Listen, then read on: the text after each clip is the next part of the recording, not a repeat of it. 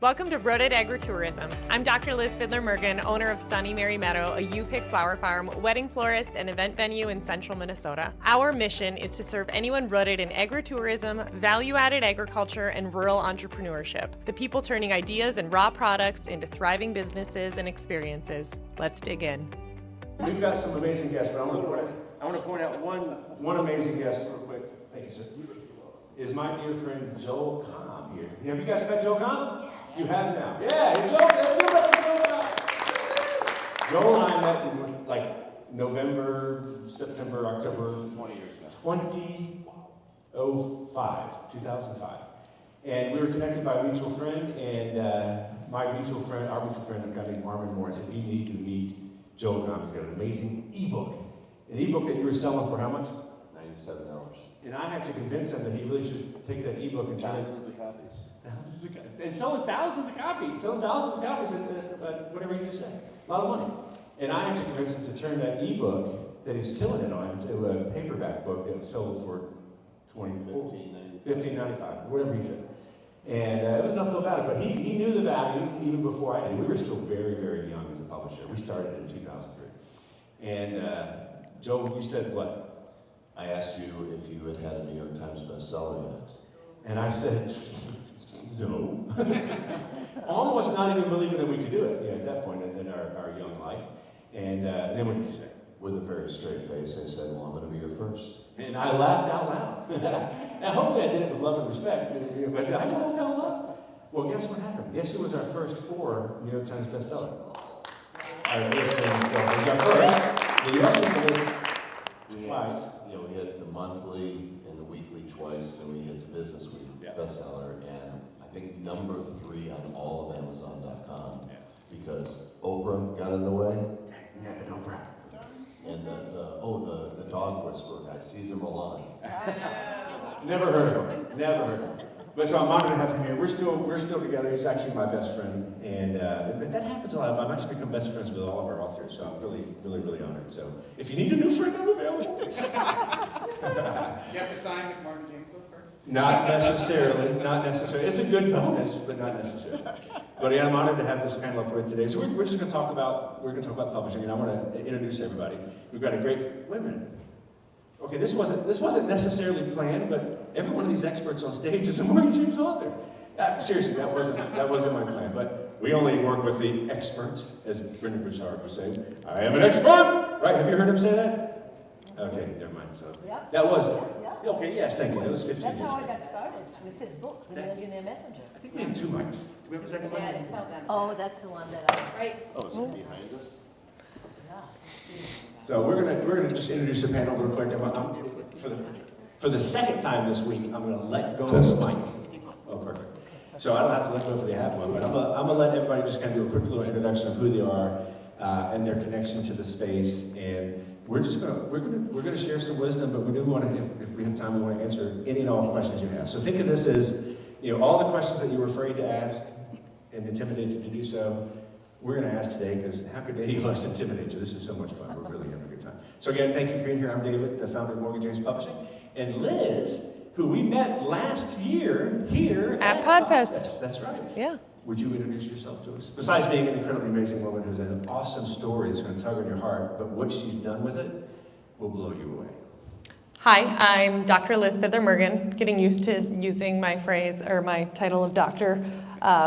I have a doctorate in nursing, and I have this story where in 2020 I was working full-time as a nurse practitioner and ultimately had started this little side hustle of a farm stand selling flowers at the end of my driveway during COVID.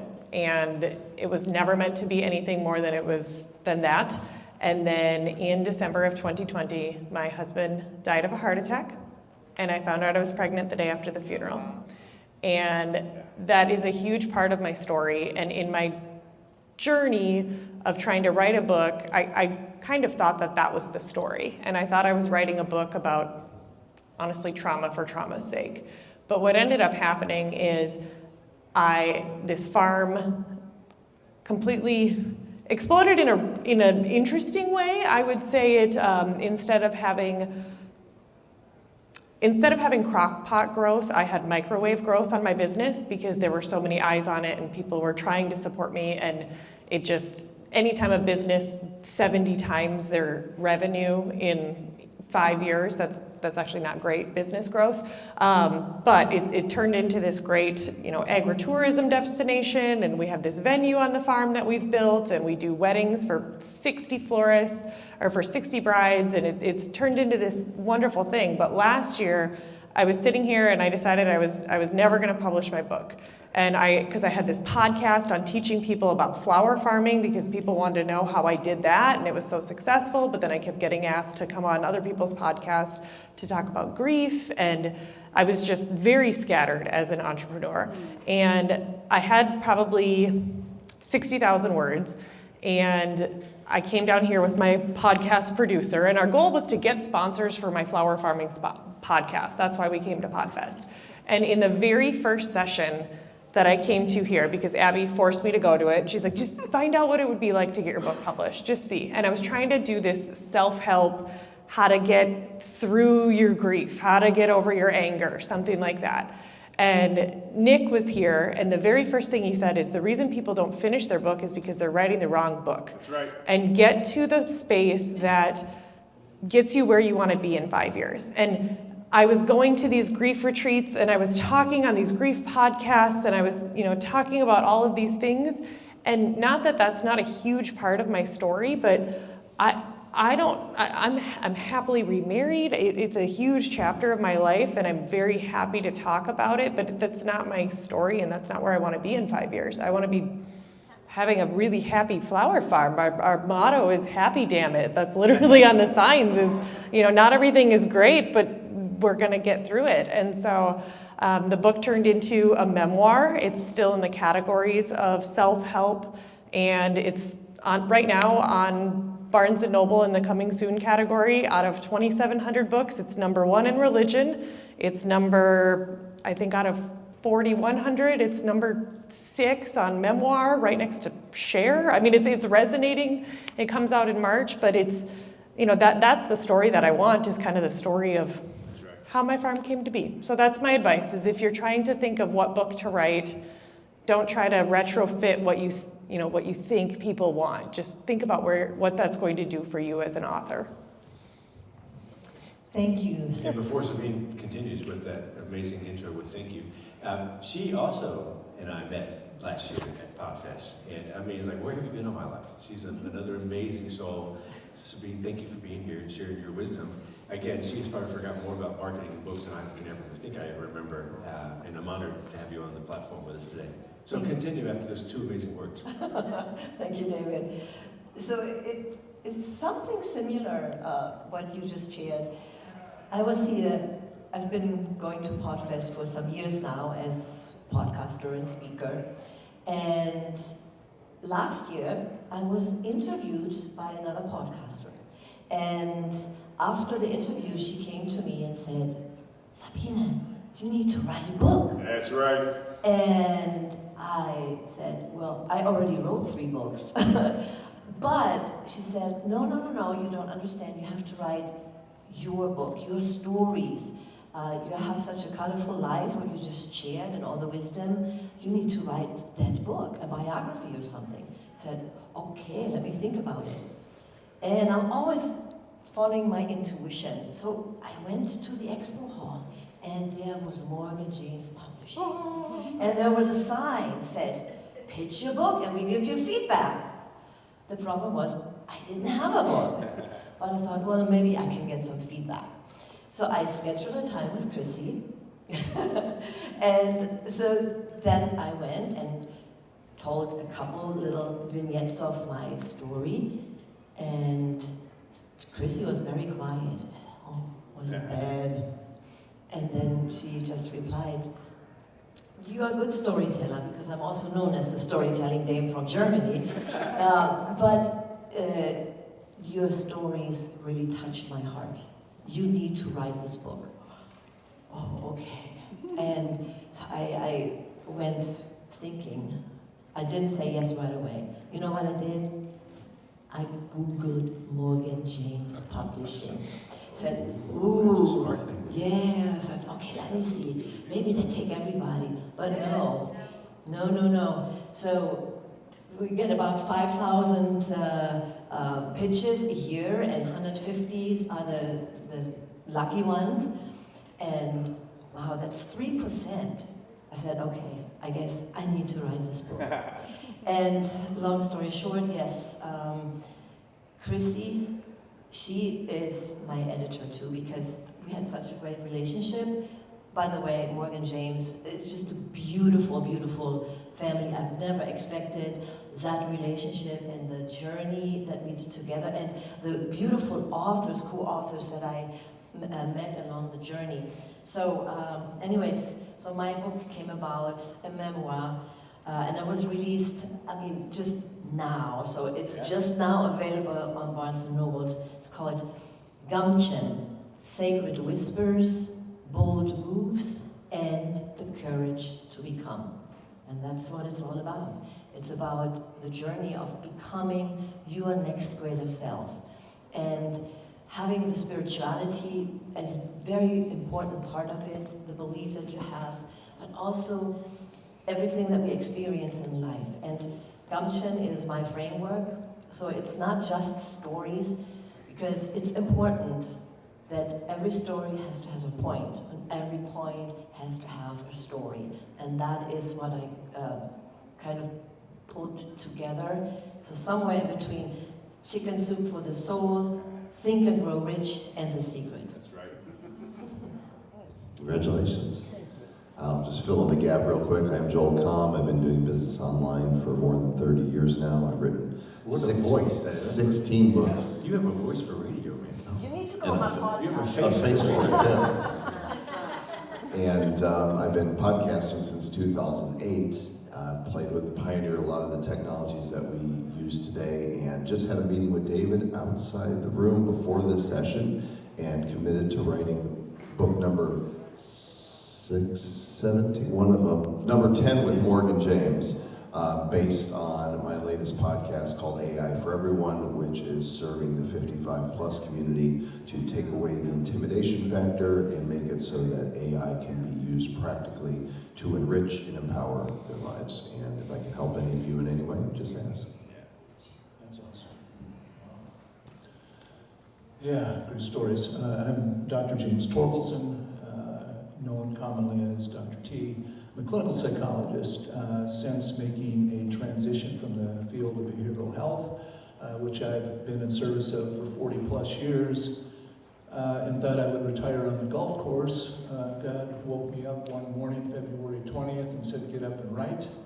I did, and how many know you don't say no to God? Right. So I have my book, Awaken, Exposing the Web of Deception Threatening Our Faith, Family, and Freedom. It is a niche, it's not for everyone. But our messages aren't for everyone, and they also are not for us. We already have it. God puts out in us to plant, to produce, to expand it, to get our voice out to others. I was having breakfast this morning, I saw you across the table. I was meeting with a gentleman, we were collaborating, and the waitress comes up and sees the book and says, are you the author? I said, yes. She said, my son just bought that book. We need that book, we need that message.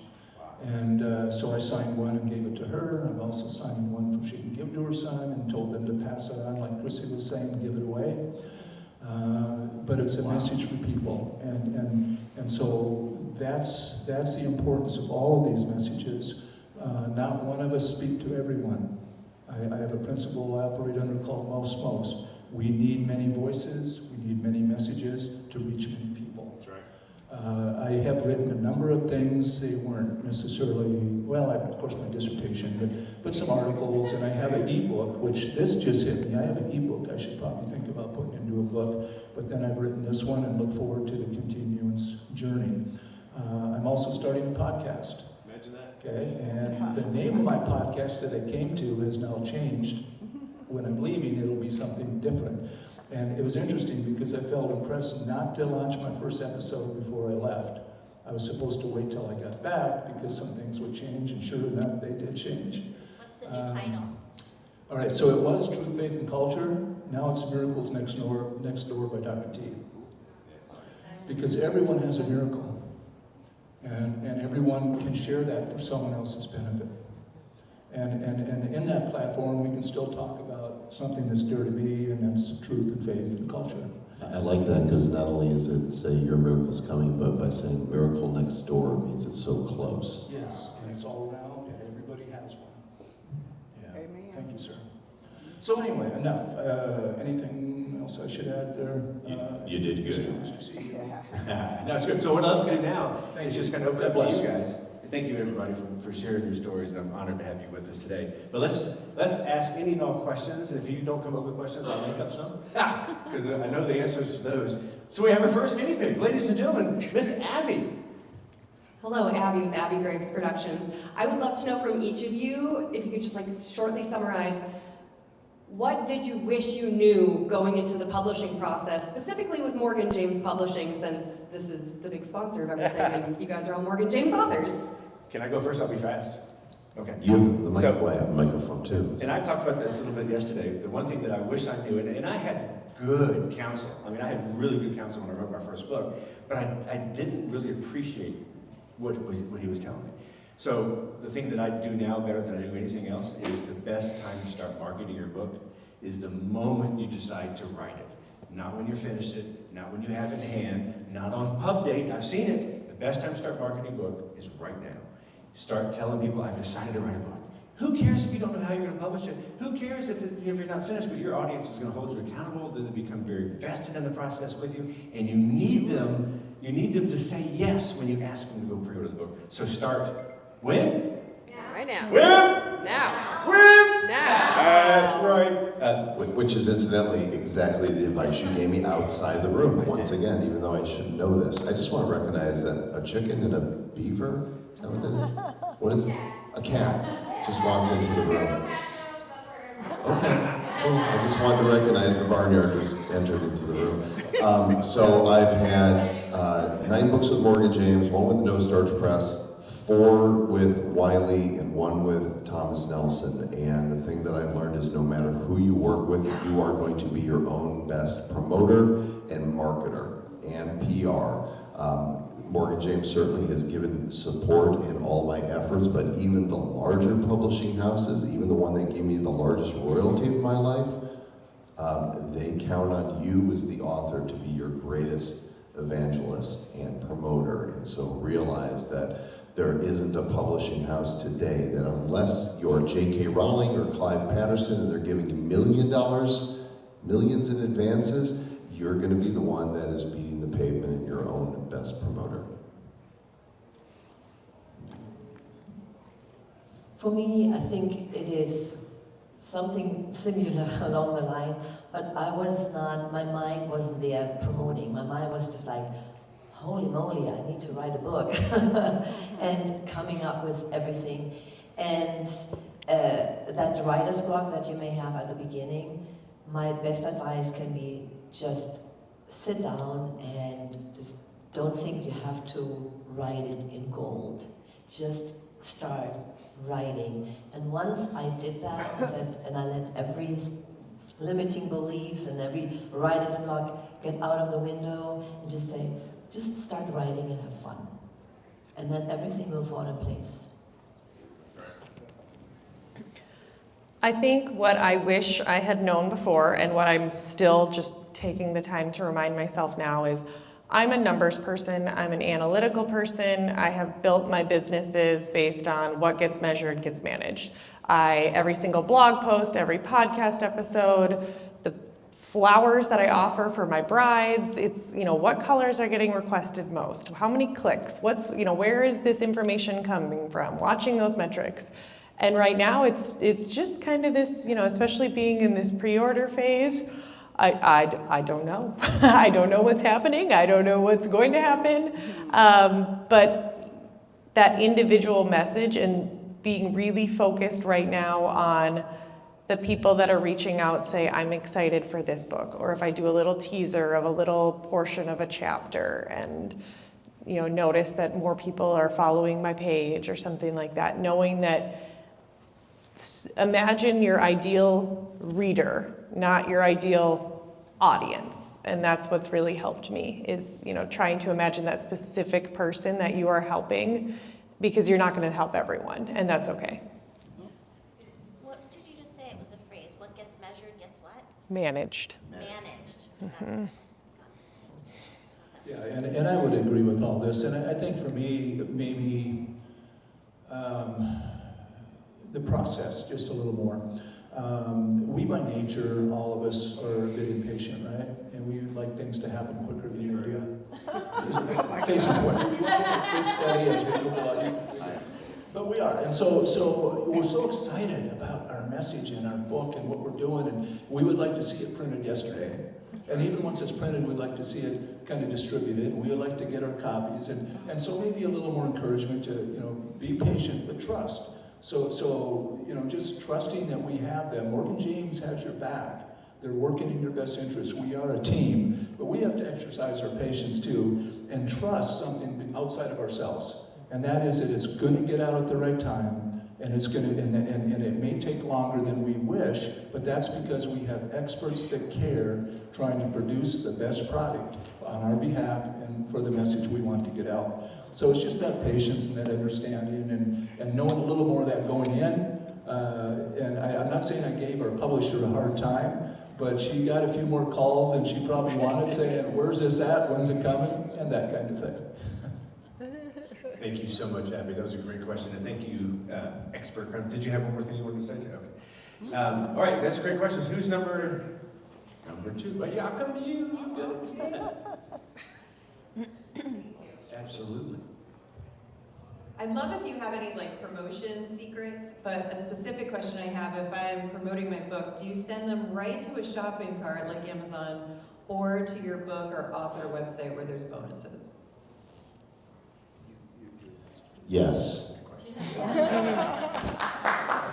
All of the above. I've marketed so many different ways. The way we got the AdSense code 20 years ago to New York Times bestseller was through a lot of partners with a lot of bonuses. I think I had 50 partners. And remember, it's not who you know, it's who knows you, right? And so building that network of people that you can align with, that will support your goals and you can support theirs, is a great way to do it. But when you talk about promotions and marketing, a lot of people use swag. They create something, whether it's a pen or a t-shirt or whatever.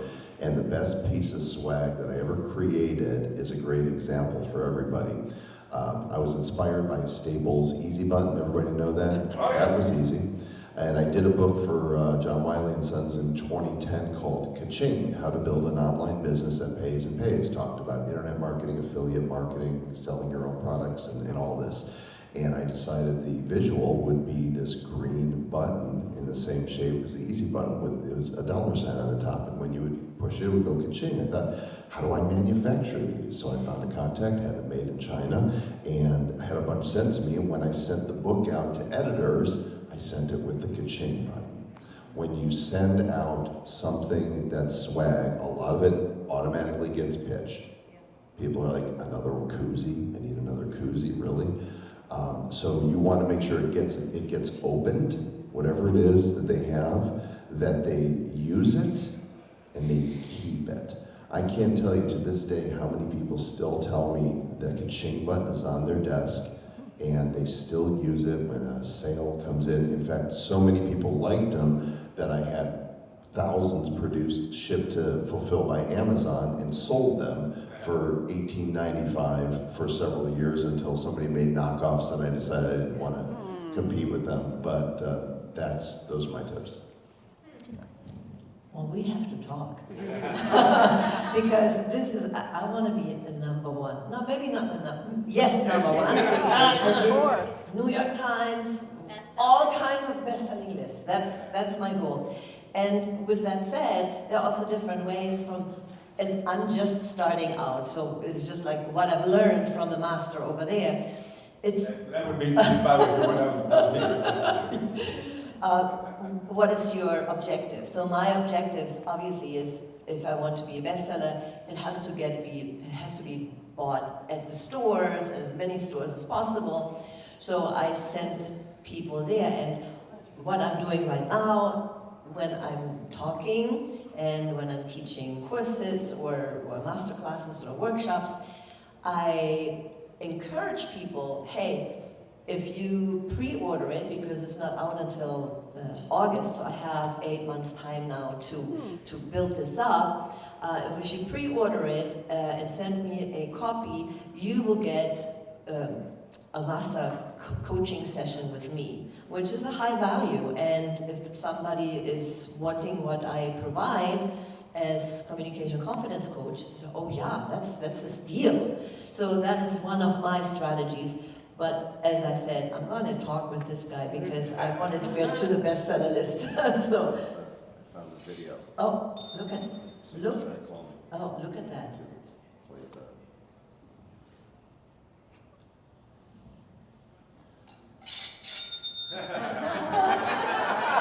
I love it. So I started my wait list on my website in April, and get on the list, get on the wait list, probably 3 times a month. So like every 10 days, I would share it on my social media. And I have like 7 different Instagram accounts for my different. I have my brick and mortar flower farm, I have my event venue, I have my podcast that's Rooted Agritourism related to this. I put on the Flower Farmer Forum Conference, but then there's myself, my author page. And so I just kept sharing that on all of those pages, just everywhere. And I'm like, hey, if you're interested in book-specific stuff. And so from April through November, and then I kept track on a spreadsheet, because what gets measured gets managed. And I have a spreadsheet of follower accounts of all of everything for the last. And then in December, when pre-orders were available, I officially said, hey, pre-orders are launched, and here we are. And then I renamed my wait list to the Bloom Crew. And people want something to cheer for. They are part of it.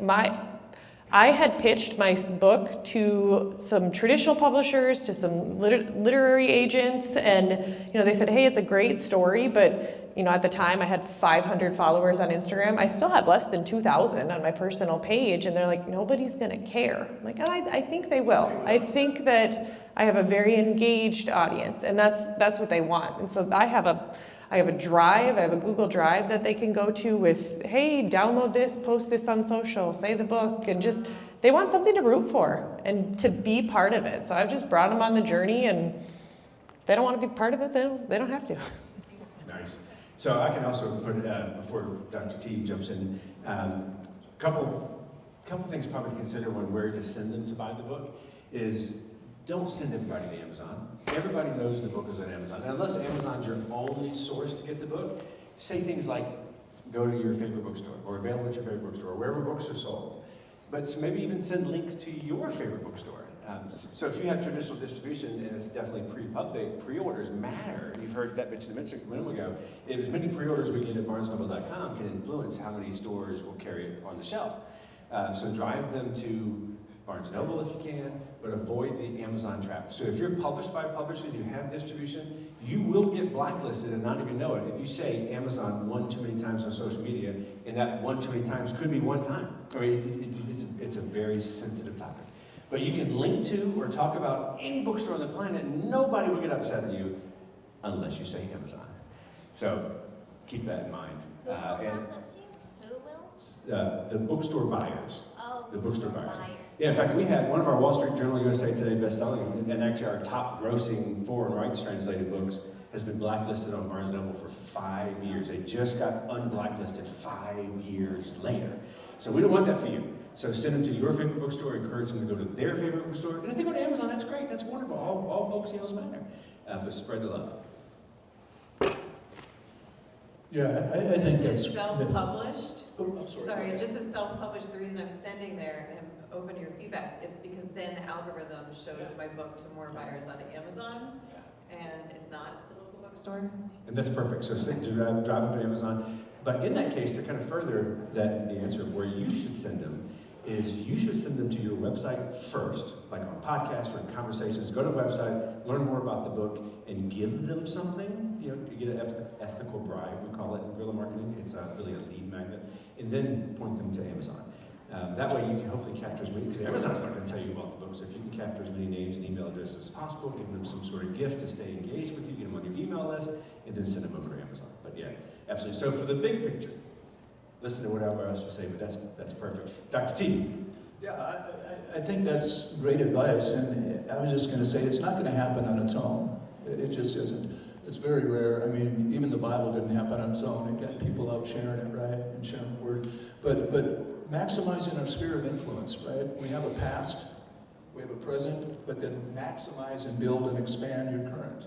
And we do that through an eclectic kind of utilization of the different methodologies, the modalities that we can use to get our book out. I've got 3 conferences coming up I will be speaking at on equipping men and so forth. They'll sure be hearing about my book. I'm starting the podcast. They'll certainly be hearing about it. So all of these are avenues to get our message and our word out. And as we put in that energy, that passion, that effort, that time, then what's the end result? Well, we know all the parables of the farmer and everything else. Seed turns into a harvest. And so as we do all that, it will happen. We need to trust that. But our passion, our excitement, and our commitment is going to make that happen. And use our collaborations, build that network, and that's what I'm working at. I see it happening piece by piece. And looking what you've already produced is incredible. And what you've accomplished is incredible. And that's how it happens. That's great. Thank you so much. So we got time for like one more question-ish. Who would like to ask the next question? This has been really good. Don't be shy. We got another question that you might want to. Oh yes, thank you. All right, brother.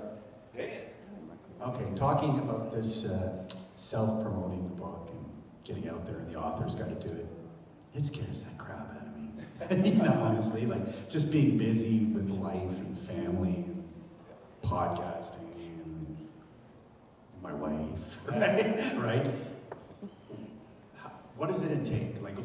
What's the picture? Like, how much time are you actually doing it, and what does it require? I don't think it's about the time, it's the right moves with the right people. It's about being wise and figuring out, okay, who can help move, which activities are going to move the needle the most. Otherwise, you can get completely bogged down with a list of, I guarantee you there's books out there that tell you, here's 100 things you can do to promote your book. That's right. And it can be a lot. You didn't write that.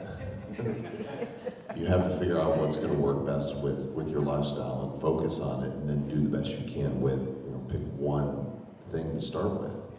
But we only 24 hours in a day. I mean, how many of them you sleep? Then you got a wife and kids, and you have work, and nobody's useful if you're facing burnout. So the thing I can tell you is no matter what you're doing, make sure you're having fun doing it. So you're fully engaged. Say amen. But I do think, like anything we build, and I'll give it right to you, we do start out a little broader, because we want to get some traction, we want to get some energy, we want to get some response. But very quickly, we need to narrow that in and go with what's working. Because we have a capacity. Everyone has a capacity. We want to try to go to as close to that capacity as we can, but we don't want to try to go beyond it, or you experience burnout. There is no one size fits all. I'll say this, and if you do what everybody else is doing, you're not going to stand out. So figure out that one thing that differentiates you. And just because you go, well, nobody's done that. Perfect. Sign me up for that. And second, what they just said. Number 1, have fun doing it. Number 2, make it personal to you. Because it really doesn't do any good if you say, no, I have to post this now. Then you're dragging your feet. But if you do something that is aligned with what you do and who you are, and have fun doing it, that is what comes across authentic to the audience, and then they want to buy from you. So I'm on video all the time. I talk about confidence and all this stuff, and I talk about gumption, and I just have fun promoting it. But not always, buy my book, buy my book. No. I just say, hey, this is like one piece, and go out on video if you can, because this is where people have connection with you. They see you, they hear you, and there's an energy that comes across on video. So, like, on Instagram, TikTok, whatever it is. Everybody has their specific one. But be you, have fun, be authentic, and be aligned with your message, and then just go for it. To make it really simple, there's one little square graph that I really like to look at. Really simple. You know, there's how do you decide what to delegate first or what to get rid of? And you know, the things that you hate and you are not good at, get rid of them. If you make me make graphics on Canva, I will throw my computer out the window. And so that is the first thing I will do, you know, just a static post. I'll make a reel, I'll make a carousel, I'll do social media, I'll go be a guest on someone else's podcast. That's easy for me. But to sit there and, you know, make something look perfect and no, I don't want to do that. So that's what I've decided. Hey, I want you to make 2 posts a week on this, or, you know, I've hired that part out or something. But just figure out, because it has to be sustainable. And if it's something you hate doing, and I had a hard time, I do have someone that between all of my businesses helps with some of that part, but it's like, if you dread it every time, because it's a long game.